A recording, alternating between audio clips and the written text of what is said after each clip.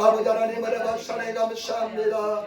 귀한 주를 맞아서 주님을 아버지 주 이름을 찬양하고 예배했던 예배 자리에 들어오게 도와주시니 감사합니다. 하나님께서는 예배하는 찾고 계시는데 예배하는 신령과 진정으로 예배드리라 말씀하셨는데 우리가 아버지여 신령으로 믿음으로 예배드리며 성령으로 예배드리오니 우리 주님께서 기뻐 받으신 예배가 되게 도와주시고 주님의 사랑이 이 자리에 충만히 임하여 주옵소서.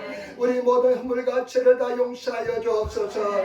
마음으로 생각으로 입술로 흉악한 죄를 범한 것을 용서하여 주시고 우리 성령께서 이 자리에 충만히 예수 보내지 않게 하시고 역사하여 주옵소서. 이 나라 이민족을 불쌍하게 주시고 우리나라 대한민국 남과북이 말씀으로 하나가 되게 도와주시며 아버지 하나님 동서로 아버지 이념으로 나눠져 있습니다. 하나가 되게 도와주시고 역사하여 주옵소서. 예수님의 십자가 보일러서 하나가 되게 도와주시고 아버지 하나님 에린교회 불쌍하게 주시고 인도하여 주옵소서. 일본 땅 이 땅의 한나라 복음이 편만히 증거되게 도와주옵소서. 에린교회 부흥의 역사를 보내주시옵소서. 아버지 하나님 지난주에는 예수님의 부활의 이름을 높이는 부활의 은혜를 찬양하는 예배를 드렸는데 그 예배를 기쁘게 받으신 줄 믿습니다. 성령께서 이 자리에 충만히 인자하시고 역사하여 주옵소서. 우리 예배를 준비한 손길들 봉사한 손길들 어제부터 열심히 수고한 손길들 기억하시고 인도하여 주옵소서. 종이 말씀을 듣고 있었는데 주님께서 함께 하시고 역사하여 주옵소서. 성령님 온전히 주관하여 주옵소서. 감사하며 우리 예수님 받들어 기도드리옵나이다. 아멘. 여러분 인사하시기 바랍니다. 앉으시기 바랍니다. 하나님 당신을 사랑하십니다. 당신에게 좋은 일이 납니다. 당신에게 좋은 일이 납니다. 감사합니다. 오늘 저는 창세기 4장 1절부터 15절 말씀을 중심으로 해서 가인과 아벨이라는 제목으로 말씀을 나누기를 바랍니다. 여러분 창세기는 굉장히 중요한 성경이라 말씀했습니다. 여러분 창세기는 왜 중요하냐면 창세기는 성경을 여는 성경 말씀입니다. 창세기를 잘 이해하면 성경 전체가 열립니다. 성경 전체를 보는 눈이 생기는 것입니다. 그렇기 때문에 저와 여러분들이 창세기를 잘 이해하시고 창세기의 진리를 깨닫는 성도가 되시기를 예수님으로 축원을 드립니다. 창세기 7대 사건이 있는데 7대 사건 여러분 무엇이라고 생각하십니까? 첫 번째 사건은 천지 창조의 사건입니다. 창세기 1장 2장 천지 창조가 얼마나 중요한지를 우리가 알 수가 있습니다. 그 다음에 창세기 3장에 나오는 인간의 타락이 두 번째 큰 사건입니다. 세 번째 사건은 오늘 우리가 말씀할 가인과 아벨의 이 살인 사건입니다. 가인의 살인 사건이 세 번째 사건입니다. 네 번째는 홍수, 노아의 홍수 사건을 말씀하는 것입니다. 6장부터 9장 사이에 나와 있는데 노아의 홍수 사건을 말하고 그 다음에 다섯 번째는 바벨탑 사건, 11장이면 바벨탑을 통해서 사람들이 흩어지면서 막 민족이 형성된 것을 볼 수가 있습니다. 그리고 여섯 번째는 아브라함을 부르시는 사건, 창세기 12장에 그래서 믿음의 기도가 시작되고 믿음의 역사가 시작되는 것을 볼 수가 있습니다. 그리고 나서 일곱 번째는 요셉을 통해서 그 하나님의 놀라운 은혜와 은총이 계속되는 것을 볼 수가 있습니다.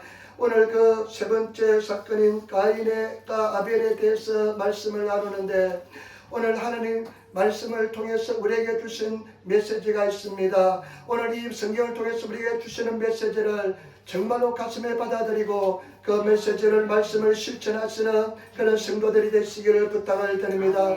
첫 번째 우리 오늘 가인과 아벨의 이 이야기를 통해서 우리에게 예배에 대해서 하나님께서 받으시는 예배에 대해서 말씀합니다. 저와 여러분들이 어떤 예배를 드리고 쉬고 있는지를 생각하면서 말씀을 들어보시기를 부탁을 드립니다. 우리 창세기 4장 1절 2절 말씀까지 돌아가겠습니다. 아담이 그의 아내 하와 동침하며 하와가 임신하여 가인을 낳고 이르되 내가 여호와로 말미암아 등남하였다 하니라. 그가 또 가인의 아벨을 낳았는데 아벨은 양치는 자였고 가인은 농사하는 자였더라. 아멘. 여러분 아담과 하와를 통해서 자녀가 생탄됩니다. 자녀가 탄생되는데 그 첫 번째 자녀가 뭐냐면 가인입니다. 가인이란 이름의 뜻은 뭐냐? 내가 하늘부터 얻었다는 뜻입니다. 얻었다는 그런 뜻이 있습니다. 얻었다, 소유하다, 만들어내다, 만들어지다 이런 뜻이 있습니다. 그 다음에 아벨이 태어났는데 차남 아벨이 태어나는데 아벨들은 헛됨이란 뜻입니다. 정기란 뜻이고 안개란 뜻입니다. 참 이름을 잘 지어야 되는 것을 볼 수가 있습니다. 그래서 정말 안개처럼 나중에 사라지는 것을 볼 수 있는데 이름이 얼마나 중요한지 모릅니다. 그런데 여러분 성경 말씀에 보니까 아벨은 양치는 자였고 가인은 농사하는 자였습니다. 아벨은 양을 치는 사람이었고 가인은 농사하는 사람이었습니다. 그런데 여러분 3절부터 한번 말씀 보시기 바랍니다. 세월이 지난 후에 가인은 땅의 소산으로 제물을 삼아 여호와께 드렸고 아멘. 세월이 지난 뒤에 가인은 땅의 소산물을 농사를 지은 소산물로 하나님께 제물을 드렸습니다. 근데 4절에 보니까 아벨은 자기도 양의 첫 새끼와 그 기름으로 드렸더니 여호와께서 아벨과 그의 제물은 받으셨으나 가인과 그의 제물은 받지 아니하신지라. 가인이 몹시 분하여 안색이 변하니 아멘. 그런데 성경 말씀에 보니까요 아벨은 양치는 사람인데 자기 양의 첫 새끼와 그 기름으로 하나님께 예물을 드렸습니다. 그런데 성경 말씀에 보니까 하나님께서는 아벨과 그 제물을 받으셨지만은 가인과 그 제물은 받지 않았다고 말씀합니다. 여러분 아벨과 그 제물은 하나님께서 받으셨는데 가인과 그 제물은 하나님께서 받으시지 않았다는 것입니다. 여러분 이것이 얼마나 중요한지 모릅니다. 제발 여러분 어떻게 하면 하나님께서 받으시는 예물이 될까요? 어떻게 하면 하나님께서 받으시는 예배가 될까요? 오늘 이 말씀 속에서 우리가 그 해답을 찾을 수 있는데 여러분 성경 말씀 보시기 바랍니다. 4절에 보면 아벨은 자기도 양의 첫 새끼 여러분 양의 첫 새끼 양들이 많이 있잖아요. 양들이 새끼를 낳는데 첫 새끼 일본어 성경에 우이고라 그래가지고 수많은 첫 새끼들이 막 양들이 태어났잖아요. 그런데 그 중에서 가장 좋은 첫 새끼를 드렸다는 것입니다. 여러분 가장 첫 새끼가 얼마나 중요합니까? 얼마나 귀합니까? 얼마나 귀중합니까? 자기의 가장 귀한 것을 함께 예물로 드렸다는 것입니다. 그 수많은 태어난 첫 새끼들 중에 일본어 성경에 보니까 그 중에서 가장 귀한 것을 가장 최상의 것을 함께 드렸다는 것입니다. 제발 여러분 하나님께서 받으시는 것은 최상의 것, 최고의 것, 첫 새끼를 함께 드리는 그 마음인 줄 믿습니다. 제발 여러분 가장 귀한 것을 함께 드릴 수 있는 그런 성도가 되시기를 부탁을 드립니다. 첫 새끼 가장 귀한 것 마음을 드리는 것때 첫 새끼 가장 귀한 것을 드리는 것이 어떤 것일까요? 그것이 어떤 것일까요? 여러분 히브리서 11장 4절에 보니까 믿음으로 아벨은 가인보다 더 나은 제사를 하나님께 드림으로 어려운 자라 하시는 증거를 얻었으니 하나님이 그 예물에 대하여 증언하심이라. 그가 죽었으나 그 믿음으로서 지금도 말하느니라. 여러분 가장 귀한 것으로 드리는 예물이 뭐냐? 믿음으로 드리는 예물인 줄 믿으니 제가 여러분 믿음으로 하나님 앞에 예물을 드리시는 그런 성도가 되시기를 부탁을 드립니다. 믿음을 드리는 것입니다. 내가 하나님 앞에 내 믿음을 드리는 것이 가장 귀한 첫 새끼를 드리는 예배인 줄 믿습니다. 그렇기 때문에 제가 여러분 믿음이 없이는 하나님을 기쁘시게 못하기 때문에 믿음으로 예배를 드리고 믿음으로 제물을 드리고 믿음으로 하나님께 찬양하시는 그런 성도가 되시기를 부탁을 드립니다. 우리 한번 임사합시다. 믿음으로 예배를 드립시다. 아멘. 여러분 기대하시고 예배를 기대하시고 주님을 찬양하시면서 정말로 믿음으로 하나님께서 가장 기쁘게 받으시는 첫 새끼는 뭐냐? 믿음으로 드리는 예배인 줄 믿습니다. 그 다음에 또 성경 말씀에 보니까요 우리 성경에 보니까 기름으로 드렸다고 합니다. 기름은 성경에서 무엇을 상징합니까? 늘 성정을 상징합니다. 그런데 일본어 성경에 보니까 이 기름을 뭐라고 표현하고 있냐면 최상의 것을 드렸다. 최상의 사이조, 최상의 것이라고 표현합니다. 우리 번역하고 일본어 번역이 조금 다른데 기름을 일본어 번역에는요 최상의 것으로 드렸다고 나와 있습니다. 최상의 것이 무엇이냐? 여러분 기름은 성령, 최상의 것은 무엇이냐? 성령으로 예배를 드리는 것이 최상의 것인 줄 믿습니다. 때문에 저와 여러분 우리가 성령이 움직이는 성령께서 일하시는 성령께서 함께 하시는 예배를 드리시는 그런 성도가 되어야 될 줄 믿습니다. 그렇기 때문에 저와 여러분 늘 우리가 성령께서 움직이고 운행하시고 역사하는지를 늘 확인하면서 성령과 함께 드리시는 내 인간의 힘으로 드는 것이 아니라 막 성령에 의해서 막 찬양을 드리고 막 성령에 의해서 기도하고 그러면서 성령께서 운행하시는 성령으로 드리는 예배가 최상의 예배인 줄 믿습니다. 아멘. 그래서 우리 예수님께서는 하나님께서는 예배한 자를 찾고 계시는데 뭐라고 말씀하십니까? 신령과 진정으로 드리는 예배, 그것이 하나님께서는 가장 기뻐하는 예배라 말씀했습니다. 때문에 지바 여러분, 신령과 진정으로 드리는 그런 예배를 드리시는 성도가 되시기를 부탁을 드립니다. 그런데 성경 말씀에 보니까 가인은, 하나님께서는 가인의 예물을 받지 않았습니다. 그런데 성경 말씀에 보니까요, 뭐라고 기록하면 일본어 성경을 읽으면 잘 이해가 되는데, 가인 또 소노 이케니에 이렇게 말합니다. 사사기문으로 하나님께서는요, 가인하고 가인이 들은 예물에 주님께서는요, 매우 도둠에 라려나갔다. 눈을 그냥 보고 지나가셨습니다. 그 눈을 그냥 하나님께서는 보시면서 그 예물을 받으시지 않았습니다.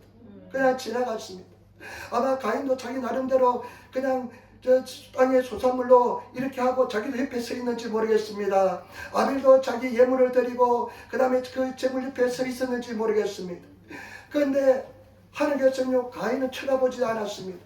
가인의 예물을 쳐다보지 않았습니다. 그런데 하나님께서는 아벨의 예물에 하나님께서는 눈을 떼시지 못하시고 기쁘시게 받았다는 것입니다. 여러분 예물, 여러분 자신은 하나님께서 지금 보고 계실까요? 하나님의 눈이 머물고 있을까요? 하나님께서 눈이 머무시는 그런 예물을 드리시는, 예배를 드리시는 성도가 되어야 될 줄 믿습니다. 그런데 가인은 왜 하나님께서 그렇게 기뻐하지 않았을까요? 가인은 자기 멋대로 자기 마음대로 드렸기 때문에 그런 줄 믿습니다. 여러분 창세기 3장 21절 한번 보시기 바랍니다. 창세기 3장 21절에 보면 이렇게 말씀하십니다. 여호와 하나님이 아담과 그의 아내를 위하여 가죽옷을 지어 입혔으니라. 여기서 하나님께서는요, 짐승으로 예배를 드린 것을 가르쳐 주셨습니다. 피로서 예물을 드린 것을 가르쳐 주었습니다. 그런데 가인은 하나님께서 원하시는 대로 예물 드리지 않고 자기 멋대로 자기 마음대로 예배 드리는 것입니다. 자기 뜻대로 하는 것입니다. 그러면 하나님께서는 가인하고 그 제물에 대해서 하나님께서는 눈을 주지 않습니다. 받으시지 않는 것입니다. 우리 하나님께서 원하시는, 하나님께서 기뻐하시는 그런 예물을 드리시는 그런 성도가 되시기를 예수님으로 축원을 드립니다. 여러분, 지금 하나님께서 여러분들의 예배를 받고 계시는데 하나님께서는 여러분들에게서 눈을 떼시지 않고 계실까요? 오늘 헌물을 드는데 그 제물에 대해서 하나님께서는 기쁘게 받으시고 있다고 생각하십니까? 하나님께서 받으시는, 기뻐하시는 그런 예물을 드리시는 그런 성도가 되시기를 예수님으로 축원을 드립니다. 제가 옛날에 김강순 집사님, 김일철 사시는 집사님 간증을 들었는데요, 어머니 간증을 들었는데 굉장히 마음속에 남아 있습니다. 이 어머니가 어느 날 한국에서 왔대요. 나이 좀 드시고 왔는데 내 어머니를 이제 미장원을 모시고 가야 되겠다, 미장 예약을 해두었답니다. 그런데 어머니가요, 미장에 엄마 그냥 미장에 가요 하니까 절대 안 가겠더랍니다. 절대 안 간다고 그러더랍니다. 그 어머니도 한고집 하시는 분이었는 것 같아요. 그래서 왜 안 가려고 그래 하면서 이야기하니까 그 이제 집에 계시면서 기다시 서랍장을 열어보고 11조 봉투를 받는가 봐요. 그래 11조 봉투에 보니까 몇 달째 11조를 내지 못하고 그 빵꾸가 나 있거든요. 그러니까 어머니가 이렇게 이야기합니다. 우리 딸은 경제적으로 힘들어가지고 11조도 몇 달치 못 내고 있는데 미장에 가면 몇만 원 쓸 텐데 왜 내가 미장에 가겠냐면 끝까지 안 가더랍니다. 우리 보통 사람은 가자 그러면 갈 텐데 끝까지 안 가더랍니다. 그래가지고 이 김강순 집사님이 엄마 내가 반드시 드릴 테니까 사정 빌어서 그 이제 미장으로 모시고 갔다 왔는데 그 다음날 기사에서 기빌자에 거리가 꽤 되거든요. 그런데 예배를 들어가는데 마침 자동차 에어컨이 고장이 났답니다. 근데 에어컨이 고장이 났는데 고장이 나니까 여름철이니까 문을 열고 달려가잖아요. 문을 열고 달려가는데 어머니가 이렇게 합니다. 애야 강순아 문 좀 닫을 수 없겠니? 이렇게 이야기를 합니다. 엄마 지금 이렇게 더운데 어떻게 문을 닫고 가? 그렇게 하니까 머리를 이렇게 만지고 있더랍니다. 머리를 이렇게 만지고 있더랍니다. 그러면서 하시는 말씀이 하나 앞에 나가야 되는데 이렇게 열심히 머리를 깎고 아침에 일어나서 머리를 열심히 다듬었는데 바람이 부니까 머리가 자꾸만 날려가니까 이 머리가 그냥 이게 그냥 파마하고 이렇게 갖고 오는 것이 날려가니까 흐트러지니까 그것을 그 더운 것보다 하나님의 아름다운 모습으로 나가려 그것이 더 신경이 쓰였던 것입니다. 여러분 어떤 마음으로 예배를 드립니까? 어떤 심정으로 예배를 드립니까? 어떤 마음으로 주님 앞에 나와서 예배를 드립니까? 어떤 마음으로 주일날을 기다리고 있습니까? 그런데 이 어머니가요, 자기가 한국에 와서 깜짝 놀랐대요. 어머니 그냥 그 단서 문을 여니까요, 이렇게 종이 쪽지가 적혀 있더랍니다. 예수님 앞으로 편지가 쓰여져 있더랍니다. 예수님, 내가 이제 나이가 많이 늙고 그랬는데 막 그 내용입니다. 나를 좀 빨리 아침에 깨워주시기 바랍니다. 그러면서 그렇게 예수님께 편지를 써놨더래요. 평생 새벽 기도하면서 평생 주님 앞에 제단을 쌓았던 그런 삶을 살았던 것입니다. 그런데 이분이 나중에요, 수교원에 가서 있었거든요. 아마 90이 넘었을 때였던 것 같아요. 그런데 아들이 이제 60이 좀 넘었는데 아들이 그때까지 큰아들이 예수 안 믿었답니다. 그런데 이제 연초에 어머니한테 인사를 와가지고 이렇게 이야기하더랍니다. 어머니, 이제 내가 이제 10년부터는 교회 나갈 겁니다. 그러니까요, 이 어머니가 그렇게 이야기하더랍니다. 이제 됐다. 나도 이제 하나님 앞에 갈 때가 되었구나. 그 말씀하고 난 뒤에 그 건강하신 분이 며칠 뒤에 천국에 부르심을 입었다는 겁니다. 정말 평생 함께 예배하면서 기도하시다가 산 사람이었습니다. 저와 여러분, 우리가 정말로 예배에 실패하면 우리 신앙생활에 실패합니다. 예배를 잘 드리시는, 정말 하나님 기뻐하시는 예배를 드리시는, 하나님께서 눈을 그냥 떼지 않으시는 그런 재물을 드리시는, 그런 마음을 드리시는 그런 성도가 되시기를 예수님으로 축원을 드립니다. 그 다음에 두 번째, 여러분 우리가 생각할 것은 무엇이냐? 여러분 말씀을 우리는 보면서 한번 읽어보시기를 부탁드립니다. 5절 말씀 같이 읽겠습니다. 5절 말씀 같이 읽겠습니다. 가인과 그의 재물은 받지 아니한지라 가인이 몹시 분하여 안색이 변하니. 아멘. 가인하고 가인의 재물을 주님께서 받지 않았습니다. 가인도 받지 않고 가인의 재물도 받지 않았습니다. 받지 않았습니다. 그런데 가인이 그것을 보고요, 몹시 분했다고, 그냥 몹시 분했습니다. 일본어 이 뜻이 뭐냐면요, 몹시 분했는데 막 분노가 불타났습니다. 분이 불탔습니다. 격렬하게 화를 내는 것이 바로 분하다는 것입니다. 하나님께서는 자기 재물을 받지 않는 것을 보고 격렬하게 화를 냈습니다. 여러분 아마는 한번 상상해 봤습니다. 만약에 아벨 재물도 받지 않으시고 그랬다면 좀 분노가 덜했을 텐데, 아벨은 재물은 받으면서 자기 재물 안 받으니까 얼마나 시기 질투가 났는지 모릅니다. 그러니까 막 분이 그냥 격렬히 불탔습니다. 그러면서 성경 말씀에 분하여 안색이 변했다. 안색이 변했습니다. 딱 얼굴 색깔이 달라졌습니다.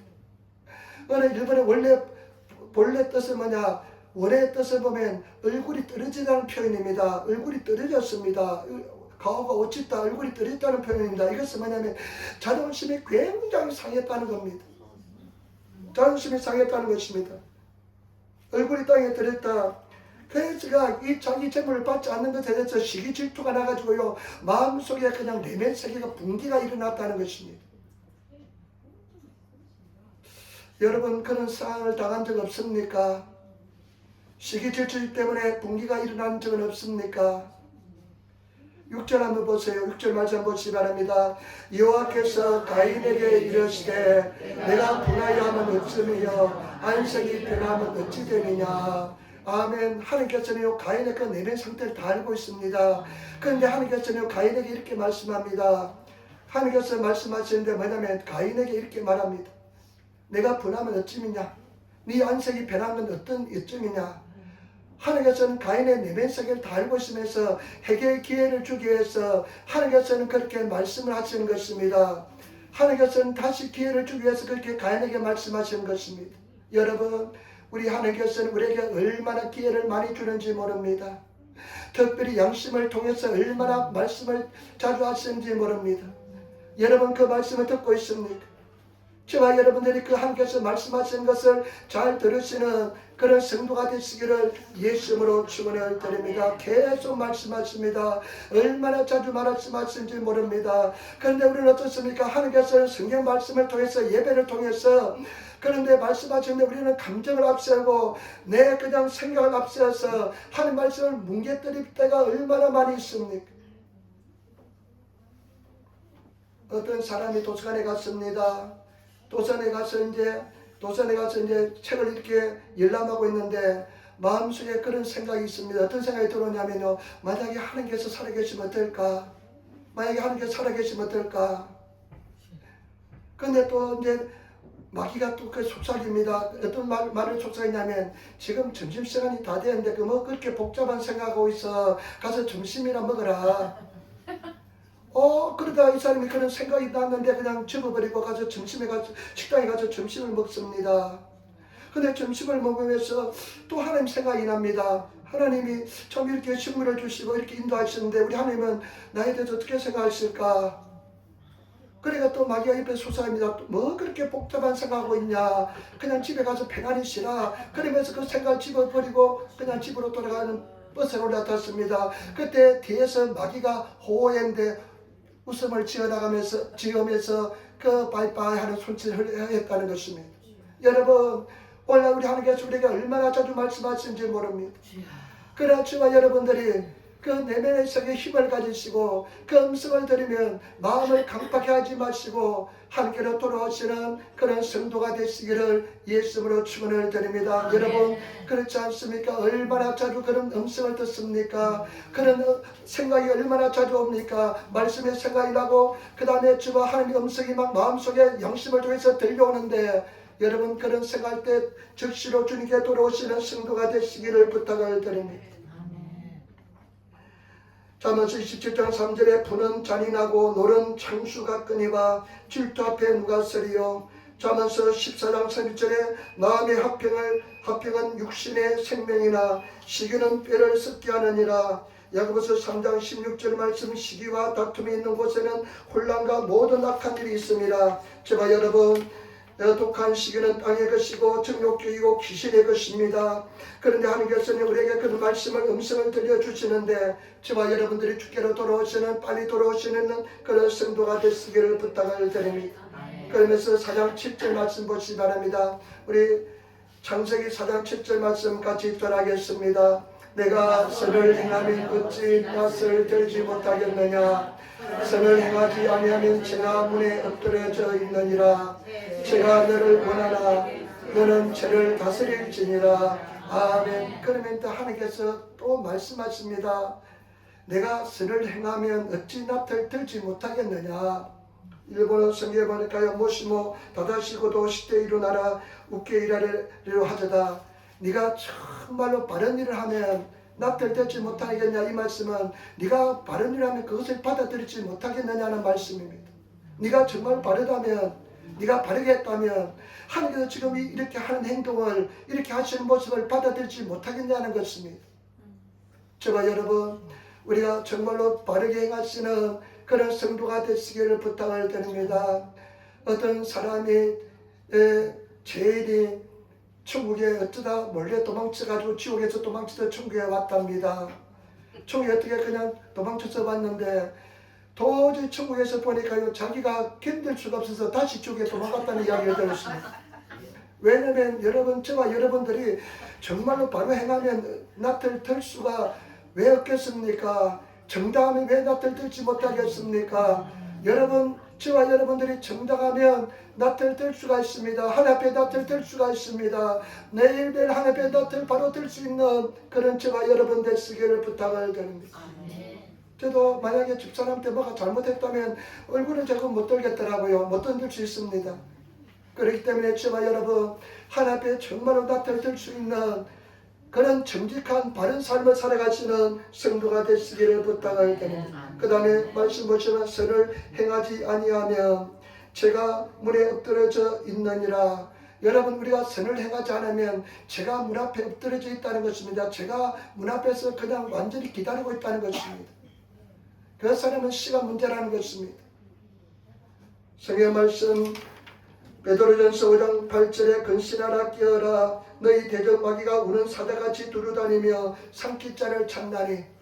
여러분 우리가 선을 행하지 못하면 우리 문 앞에 그냥 마귀가 그냥 아주 대기하고 있는 것입니다. 그러면서 하시는 말씀이 제가 너를 원한다. 제가 얼마나 우리를 유혹하는지 모릅니다. 그러면서 하시는 말씀이 뭐냐면 여러분 너는 죄를 다스릴지라. 제발 여러분 죄가 우리를 유혹할지 모르겠지만은 우리가 죄를 이기시고 다스리시는 그런 성도가 되시기를 부탁을 드립니다. 여러분 죄가 문 앞에 엎드려서 막 우리를 유혹하지만은 우리를 그냥 빠뜨리게 함정에 빠뜨리고 우는 사처럼 기다리지만은 저와 여러분들이 죄를 이기시는 그런 성도가 되시기를 부탁을 드립니다. 이번에 수요일날 지난주 수요일날 동경순교에 가서 예배를 드렸는데요. 이용 목사님이 설교하시는데 참 은혜가 되더라고요. 저는 충만하더라고요.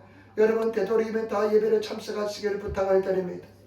근데 그런 감정이에요. 자기가 동경에서 이제 목회할 때 그렇게 열심히 잘나는 김 집사님 부부가 안 보이더래요.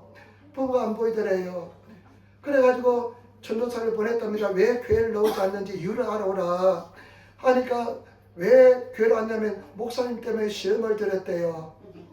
그래서 그러면 다시 보내가지고 뭐 때문에 시험했는지 알아보고 오라. 그러니까 목사님이 바깥에 마지막 예배 끝나고 나가는데 인사를 자기가 안 했대요. 그래서 시험이 돼서 교회 안 간다는 것입니다. 그러면서 하는 이야기가 뭐냐면 목사님이 이제 교회 이제 예배 끝나고 나서 이제 그 교회는 이제 사람들 다 나가면 우리처럼 시켜도 안 하니까 그냥 인사를 하잖아요. 인사를 하는데 자기 얼굴을 쳐다보지 않더래요. 그래서 이 사람이 집에 가서 그렇게 기도했답니다. 하나님 다음 주도 만약에 내 얼굴을 쳐다보지 않으면 이 목사님이 나를 싫어한 줄 알겠습니다. 그렇게 기도하는데 다음 주도 갔는데 목사님이 얼굴을 쳐다보지 않더랍니다. 그래서 시험에 대해서 교회 나오지 않는다는 것입니다. 여러분 이것은요 간단한 이야기 같지만 굉장히 일리가 있는 이야기입니다. 그럴 수도 있습니다. 그렇지만 제발 여러분 그때 그런 마음이 들었지만은 어떻게 좀 바빠지겠지 하면서 그런 제 생각이 있지만은 생각을 바꿨다면 그냥 수고스러운 죄를 범하는 예배를 빠지는 그런 일을 범하지 않았을 것입니다. 제발 여러분 우리도 마찬가지입니다. 마귀가 얼마나 두려움과 염려와 근심을 우리에게 그냥 심어주려고 하는지 모릅니다. 그러나 그런 염려와 근심이 막 들어올 때 그게 빠져드는 것이 아니라 현실 보면 염려해야 되고 근심해야 되지만은 그게 빠져들어가지라 그것을 생각을 제껴버리고 여러분들이 함께로 마음을 향하시는 그런 성도가 되시기를 예수님으로 축원을 드립니다. 그래서 성경 말씀에 오늘 두 번째 우리에게 주시는 메시지는 뭐냐? 제가 너희를 원하지만은 제가 너희를 원하지만은 너희는 죄를 다스리라는 것입니다. 저와 여러분 우리 힘으로는 죄를 이길 수가 없습니다. 성령의 도우심을 구하면서 죄를 이기시는 그런 성도가 되시기를 예수님으로 축원을 드립니다. 로마서 6장 12절 그러므로 너희는 너희 죽을 몸에 왕노를 하지 못하게 하라. 제가 우리를 왕노릇 하지 못하게 해야 될 줄 믿습니다. 많은 사람들이 제가 왕노릇하게 그냥 내버려 둡니다. 절대 의심에 두려움, 염려, 근심, 왕노릇 하지 못하게 즉각적으로 쫓아내시는 그런 성도가 되시기를 예수님으로 축원을 드립니다. 나중에요 그것이요 와서 나를 완전히 지배하고 마는 것입니다. 그래서 우울증에 걸리고 절망에 들어가고 부정적인 사람이 되는 것입니다. 여러분 떨쳐버리고 일어나셔서 승리하시는 그런 성도가 되시기를 부탁을 드립니다. 집착이 여러분들 뿌리를 내지 못하게끔 빨리 죄를 내쫓으시고 다스리시는 그런 성도가 되어야 될 줄 믿습니다. 갈라디아서 5장 16절에 성령을 따라 행하라. 그러면 육체의 욕심을 이루지 아니하리라. 성령을 쫓아 행하시면 우리가 죄를 이기고 승리하게 될 줄 믿습니다. 늘 성령의 도우심을 구하면서 성령과 함께 하시는 성령 은혜 속에 가시는 그런 성도의 삶을 살아가시는 성도가 되어야 될 줄 믿습니다. 세 번째 오늘 우리에게 주시는 말씀은 하나님의 은혜에 대해서 말씀하고 있습니다. 여러분 4장 8절 말씀 우리 같이 따르겠습니다. 4장 8절 말씀입니다. 가인이 그 아우 아벨에게 말하였고 들에 있을 때 가인이 그 아우 아벨을 쳐 죽이니라. 아멘. 여러분 이제 그 제 생각이 들어봤지만 이기지 못합니다. 그래서 어떻게 하면요, 아벨을 들로 불러냅니다. 그리고 들에 불러냈을 때가 하면요, 그 아이를 동생을 그냥 쳐서 죽여버립니다. 또 쳐서 죽여버립니다. 그런데 9절 말씀 보시기 바랍니다. 9절 말씀 같이 따라하겠습니다. 여호와께서 가인에게 이르시되 내 아우 아벨이 어디 있느냐? 그가 이르되 내가 알지 못하나이다. 내가 내 아우를 지키는 자이니까. 아멘. 그런데 하나님께서는 가인에게 또 오셔서 이야기합니다. 네 아우 아벨이 어디 있느냐 말씀합니다. 하나님 다 알고 계십니다. 그런데 뭐라고 이야기합니까? 내가 알지 못하겠나이다. 내가 내 아우를 지키는 자이니까. 내가 알지 못하겠답니다. 내가 내 아우를 지키는 사람이니까 하면서 하나님께 막 강의를 합니다. 여러분, 우리가 참 인간의 이 모습이, 이런 모습, 죄악을 가진 모습이 바로 이와 같은 모습인 줄 믿습니다. 하나님께 나는 도저히 알지 못한다. 내가 이를 지키는 자입니까? 측벌하던도 유분수지. 하나님께서 다 알고 계시는데 자기 죄를 숨기기 위해서 이렇게 행동하는 것을 볼 수가 있습니다. 여러분, 그저 보시기 바랍니다. 10절 말씀 같이 따라하겠습니다. 10절 말씀 이르시되 내가 무엇을 하였느냐? 내 아우의 빗소리가 땅에서부터 내게 호소하느니라. 여러분, 저와 여러분 분명히 알 것은 뭐냐? 우리 죄를 절대로 숨길 수가 없습니다. 죄는 절대로 숨길 수 없습니다. 하나님께서 이렇게 말씀합니다. 네 아우의 핏소리가 땅에서부터 나에게 호소를 하고 있다. 여러분, 우리가 숨기려고 해도 절대로 하나님 앞에 숨길 수 없다는 것을 아시기를 부탁을 드립니다. 그러면서요, 11절 12절 말씀에 이 가인이 저주를 받습니다. 같이 읽겠습니다. 땅이 그 입을 벌려 내 손에서부터 내 아우의 피를 받았은즉 내가 땅에서 저주를 받으리니 내가 밭을 갈아도 땅이 다시는 그 후력을 내게 주지 아니할 것이요 너는 땅에서 피하며 유리한 자가 되리라. 아멘. 아멘. 하나님께서 말씀합니다.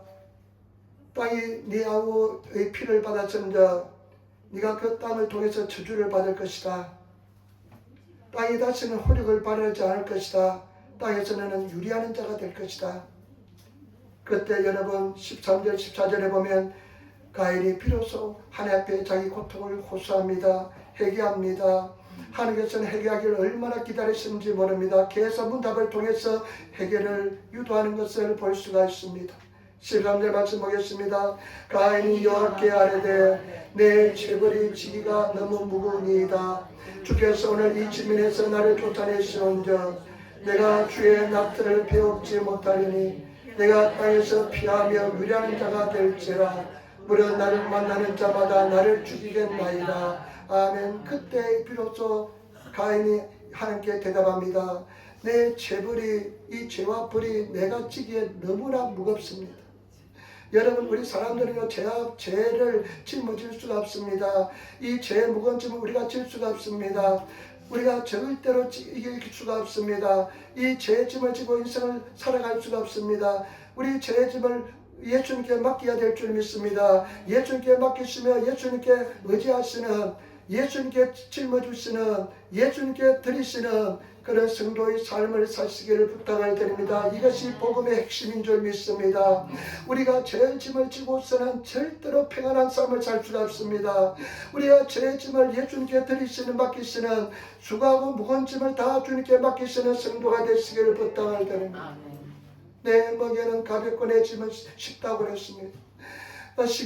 여러분 지기 쉽다고 말씀했습니다. 때문에 저와 여러분들이 다 주님께 맡기시는 저와 여러분 되시기를 부탁을 드립니다. 그래서 14절에 보니까 내가 지면에 쫓겨났습니다. 이 땅에서 쫓겨나고 땅과 저주를 받았다는 것입니다. 그리고 내가 주의 낯을 배우지 못한다. 주의 얼굴을 배울 자신이 없습니다. 주의 얼굴을 배울 수가 없습니다. 주님을 대면할 수가 없습니다. 여러분, 죄가 해결되지 않으면, 회개가 온전히 이루어지지 않으면 주님의 얼굴을 볼 수가 없습니다. 십자가를 바로 제대로 볼 수가 없습니다. 때문에 저와 여러분 즉각적으로 회개하시기를 예수님으로 축원을 드립니다. 그러면 저와 여러분들이 주의 십자가를 볼 수가 있는 것입니다. 예수님을 바라볼 수가 있는 것입니다. 여러분 당당하게 예수님을 바라볼 수 있는 그런 성도가 되시기를 부탁을 드립니다. 그리고 유리하는 자가 됩니다. 방랑하는 자가 됩니다. 늘 떠돕니다. 이 제 무게가, 제 짐이, 제 문제 해결되지 않으면 늘 방황합니다. 늘 정착하지 못하고 방황합니다. 신앙이 정착이 되지 않습니다. 늘 방황합니다. 그러면서 뭐라고 이야기하냐면요, 물론 나를 만나는 자마다 나를 죽이겠나이다. 만나는 사람마다 죽이겠다는 생각이 듭니다. 만나는 사람마다 죽이려고 달려듭니다. 문제마다 내가 죽는다는 생각이 듭니다. 문제마다 피할 수가 없습니다. 문제마다 내가 죽는 그런 고통스러운 상황이 계속되는 것입니다. 이렇게도 상처를 받고 저래도 상처를 받고요. 이 문제도 고통이 되고 저 문제도 고통이 되고 늘 절망 속에 살게 되는 것입니다. 여러분, 여기서 우리가 잘 알 수 있는 것은 뭐냐면요, 이 당시에는 우리가 생각할 때 아담과 하와하고 가인과 아벨밖에 없다고 생각하는데 사람들이 이야기가 나옵니다. 사람들은 다른 사람이 있었나 생각하는데요, 이 말씀은 창세기 5장 4절에 그 해답이 있습니다. 창세기 5장 4절의 말씀 보시기 바랍니다. 창세기 5장 4절의 말씀 보시기 바랍니다. 아담은 셋을 낳은 후에 800년을 지내며 자녀들을 낳았으며, 아담이 그 800년을 이제 셋을 낳은 후에, 세 번째 아들 셋을 낳은 후에 계속 800년 하면서 수많은 자녀들을, 여자들을 낳았다는 것입니다. 그렇기 때문에 이 4장은 사건 중심이고, 이 5장에서는 이제 그 역사를 설명하기 때문에, 이 사건 중심이기 때문에 그 아담이 더 수많은 자녀를 낳을 수 있다는 것이 성경의 가르침인 줄 믿습니다. 그런데 여러분 15절 말씀 보시기 바랍니다. 15절 말씀 같이 읽겠습니다. 여호와께서 그에게 이르시되 그렇지 아니하다. 가인을 죽인 자는 벌을 7배나 받으리라 하시고, 가인에게 표를 주사 그를 만나는 모든 사람에게 죽임을 맺게 하시리라. 아멘. 예수님께서, 하나님께서 말씀하십니다. 그렇지 않다. 그렇지 않다. 가인을 죽인 자는 벌을 7배나 받을 것이다. 여러분, 더 대량 보복을 하지 못하게 막아놓는 것을 볼 수 있습니다. 자, 이 고통을 해결하는 이 가인에게 하나님께서는 그 은혜를 주시는 것을 볼 수가 있습니다. 이런 사람을 죽였지만은, 살인했지만은 하나님께서는 은혜를 주시는 것을 볼 수가 있습니다. 하나님께서는 표를 주시면서 누구든지 가인을 만난 사람은 죽이지 못하는 표를 주었습니다. 은혜를 베풀어 주시는 것을 볼 수가 있습니다. 하나님의 은혜가 너무나 크고 큰 것을 아시는 우리들이 되어야 될 줄 믿습니다. 우리가 어떠한 허물과 죄가 있을지라도 예수님 앞에 나가면 그 어떤 죄와 허물과 용서함을 받는 줄 믿습니다. 때문에 저와 여러분, 우리는 은혜 때문에 살고 있는 줄 믿습니다. 하나님의 은총 때문에 우리가 존재하는 줄 믿습니다. 우리가 실패하고 우리가 저지른 범죄 때문에 다 심판을 받았다면 아마 저를 비롯해서 여기 있을 사람 한 사람도 없을 것입니다. 하나님께서 은혜가 너무나 크기 때문에 우리를 이렇게 존재로 만들어주시고 인도하여 준 줄 믿습니다. 그 은혜 때문에 우리가 살고 있기 때문에 그 은혜에 감사함으로, 늘 감사함으로 주님께 나가시는 그런 성도가 되시기를 예수님으로 축원을 드립니다. 그래서 절대로 함부로 남을 판단하지 마시고 비판하지 마시고 그 은혜에 감사하면서 믿음을 지키시며 나가시는 그런 성도가 되어야 될 줄 믿습니다. 제가 지난주에 좀 하나님의 은혜에 대해서 한번 깊이 한번 생각해보는 일이 있었습니다.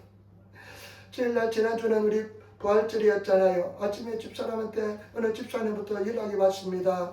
그 연락이 뭐냐면, 목사님, 어떤 분이 지금 동경에서 계신데 이분이 지금 얼마 살지 못한다는 그런 진단이 나왔습니다. 그래서 가셔가지고 아마 그분을 신앙 고백시키시면 참 신앙 고백시키고 예수를 믿게 하면 참 좋겠습니다. 이런 연락을 받았습니다. 그래가지고 예배가 끝난 뒤에 우리가 그 길을 동계로 갔습니다. 동계 이제 갔는데 그분이 보니까 이제 신주쿠에 계시더라고요. 신주쿠 암센터가 국제 암센터가 있더라고요. 보니까 거기 계시는데 산소로 이제 호흡을 이렇게 하고 있습니다.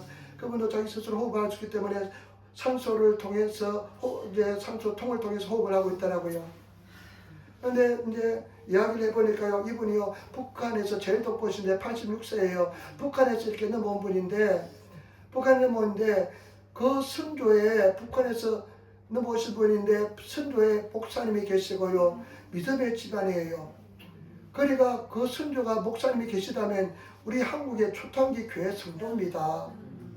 여러분, 옛날에 평양은요 동양이 예루살렘이라 할 정도로 평양에 엄청난 부흥이 있었습니다. 그래서 이분한테요 내가 예수님에 대해서 이야기하고 제 삶에 대해서 이야기하고 우리 예수를 믿으면 구원받는다 이야기하고 그 다음에 예수를 내 입으로 시인할 때 우리가 구원받을 수 있다고 이야기하니까 딱 그대로 받아들이면서 이해하겠대요. 그러면서 신앙 고백을 시켰습니다. 예수를 내 구주로 고백하고요. 내 죄를 사하고 난 하나님의 자녀가 되고 이제 정말 구원해 주시니 감사합니다 고백까지 시켰는데요. 그러면서 그분이 하는 소리가 뭐냐면요. 어떤 말씀하냐면 정말로 내가 예수를 내가 믿는다는 겁니다. 내가 예수를 내 구주로 영접했다는 겁니다. 그리고 자기 마음속에 두려움이 없다는 것입니다. 야, 그것을 내보면서요. 나중에 또 이제 그 화요일날이나 제가 수요일날 전화하니까요. 위독해져가지고 병원을 옮겼답니다. 그 병에 더 위독하니까 있을 수 없으니까 병을 옮겼다는 겁니다. 병을 옮겼다는 것인데 나는 그분을 보면서요. 참 하나님의 은혜가 크구나. 하나님의 은혜가 정말로 크구나.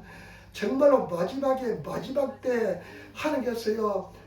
종을 보내가지고 그분을 예수를 영접하게 만들고 예수를 주로 고백하고 구원의 길로 인도할 수 있는 믿음의 고백할 수 있으니까 하나님의 은혜와 사랑이 얼마나 큰지에 대해서 제가 한번 생각해 보았습니다. 제가 여러분 우리 하나님의 은혜가 얼마나 크고 감사한지 모릅니다. 늘 감사하시는 성도가 되시기를 부탁을 드립니다. 우리가 잘 아는 로마서 8장에 보면 그런 고백이 있잖아요. 로마서 8장에 보면 38절부터 39절에 사망이나 생명이나 천사들이나 근세자들이나 현재이나 장래이나 능력이나 높음이나 깊음이나 그 어떤 피조물이라도 예수 안에 있는 하나님의 사랑에서 우리를 끊을 수 없다. 그 어떤 것도 예수 안에 있는 하나님의 사랑을 우리에서 끊을 수 없다는 것입니다. 그렇기 때문에 지바 여러분 그 은혜에 감사하시면서 또 하나님 앞에 전진하며 나가시는 그런 성도의 삶을 살아가시는 우리들이 되시기를 부탁을 드립니다. 그러면서 정말로 예수님 뜨겁게 사랑하시고 정말로 의지하시며 나가시는 그런 성도가 되어야 될 줄 믿습니다. 여러분 제가 늘 말씀합니다. 하나님을 사랑하는 자가 나의 사랑을 입습니다.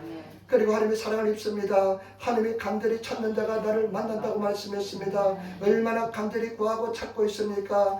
우리가 하나님 앞에 가는 것이 얼마나 귀한지 이 보배 같은 신앙을 이 귀한 은혜를 여러분 가볍게 개 돼지처럼 가볍게 여기지 않으시는 보배를 가지신 성도로서 이 보배를 저와 여러분들이 너무 귀하게 여기시는 그런 성도가 되시기를 부탁을 드립니다. 오늘 말씀을 통해서 세 가지 말씀드렸습니다. 오늘 가인과 아벨의 사건을 통해서 예배에 대해서 말씀합니다. 여러분 하나님께서 가장 귀한 예배는 뭐냐? 하나님 보시기에 가장 귀한 예배는 뭐냐? 믿음으로 드리는 예배입니다. 세상의 예배는 뭐지냐? 성령으로 드리는 예배인 줄 믿습니다. 그렇기 때문에 저와 여러분 우리가 정말로 믿음과 성령께서 운행하시는 그런 예배를 드리시는 그런 성도가 되시기를 예수님으로 축원을 드립니다. 얼마나 주님을 사랑하십니까? 얼마나 예배를 위해서 목숨 걸고 있습니까? 정말로 예배에 목숨 거시는 그런 성도가 되시기를 예수님으로 축원을 드립니다. 그렇기 때문에 지마 여러분들이 정말로 예배하시는 그런 하나님의 사람이 되시기를 예배자가 되시기를 성도가 되시기를 부탁을 드립니다. 그 다음에 여러분 죄는 우리가 다스려야 될 대상인 줄 믿습니다. 하나님께서는 계속해서 가인에게 말씀하십니다. 가인에게 계속 말씀하십니다. 네가 얼굴이 붉어지면 어떠냐, 안색이 변하면 어쩌느냐, 네가 분노하면 어쩌느냐 계속 말씀하시는데 그 하나님의 음성을 외면했습니다. 그런데 주님께서 하시는 말씀은 내가 죄 소원에 있지만은 죄를 다스리라는 것입니다. 여러분 우리가 죄 소원이 얼마나 많이 일어나는지 모릅니다. 감정이 없는 사람 없습니다. 그러나 그 제 손을 다스리는 그런 성도가 되시기를 예수님으로 축원을 드립니다. 부정적인 생각, 의심의 생각, 여러분 그런 제 소원을 다스릴 수 있는 아냐 이건 아냐 하면서 다스릴 수 있는 그런 성도가 되시고 늘 항상 함께를 향하시는 그런 성도가 되시기를 부탁을 드립니다. 여러분 하나님의 은혜가 너무나 강렬하고 크다는 것을 아시고 늘 하나님의 은혜 속에 거하시는 은혜를 구하시는 그런 성도가 되시기를 예수님으로 축원을 드립니다. 기도하겠습니다. 아버지 하나님 사랑합니다. 감사합니다. 의지합니다. 주님 도와주시고 인도하여 주시고 우리가 신령과 진정으로 드리는 아름다운 예배의 삶을 살게 도와주시고 역사하여 주옵소서. 감사합니다. 예수님으로 감사하며 우리도